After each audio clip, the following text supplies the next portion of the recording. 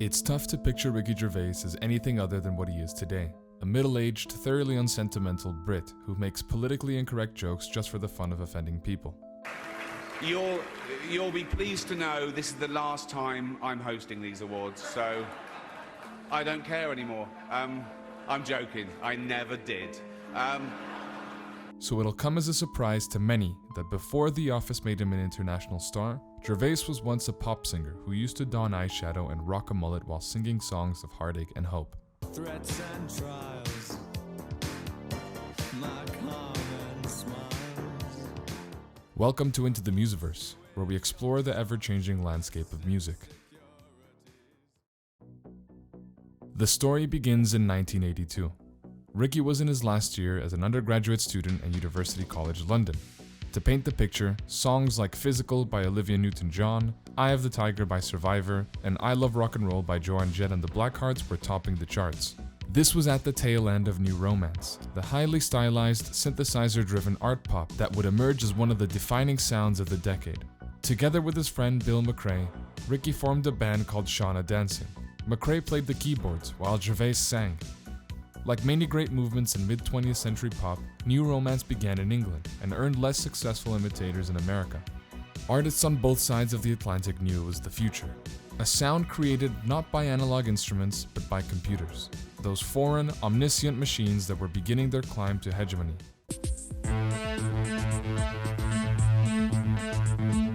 It was the original electronic dance music. It was ahead of its time culturally as well. Its aesthetic was androgyny. Its artists, mostly men, powdered their faces and wore glitter and eyeshadow. Its sensibility was queer, well before queer was cool. Shauna Dancing is sadly an insignificant footnote in history. Gervais and McRae released just 2 singles, the surprisingly good and shamefully forgotten More to Lose, and a bad New Order impersonation called Bitter Heart. After a couple of lackluster television appearances and an unfortunate reputation as an obvious ripoff of David Bowie, the duo split up in 1984. McRae faded into obscurity, while Gervais went on to work as a band and radio manager, and later as a sketch comedian, ultimately propelling himself to international fame when The Office aired in the UK in 2001. Safe to say, their music careers were behind them. Meanwhile, half a world away in the Philippines, a revolution was happening. It was 1985, and the despotic, kleptocratic president Ferdinand Marcos was a year away from being overthrown by a popular coup after 2 decades in power. Amid the uncertainty and anxiety of those years, many Filipinos sought solace in what poor, downtrodden, and impoverished people have sought solace in the world over: pop music with great hooks performed by young boys and girls with statement haircuts. One day in 1985, a DJ at the Manila-based radio station 99.5 RT began playing a track that he called Fade by Medium. Other times he'd refer to it as Medium by Fade.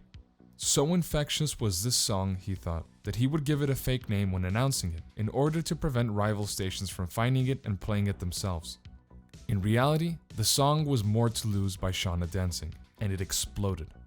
It became a favorite of Filipino youth hooked on new wave music, a staple at so-called new wave parties held in upscale villages in Metro Manila.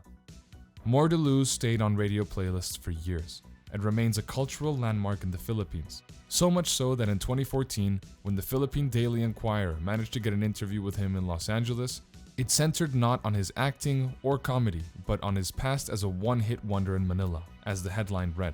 Gervais mostly laughed it off. "We put a couple singles out, they failed, that was the end of it," he told the Inquirer. "Now that I am famous in a different field, people always find that picture of me looking thin and young. It's terrible, isn't it? I had a jaw and lovely thick hair. I'm almost glad it didn't quite work out," he said. "I would be dead now." Even though Gervais's music career was short-lived and largely forgotten, it still managed to leave a lasting impact on the youth culture of the Philippines. The success of More to Lose in Manila serves as a reminder that sometimes art can travel beyond borders and touch the hearts of people in unexpected ways. If you enjoyed this video, make sure to like and subscribe and leave a comment down below.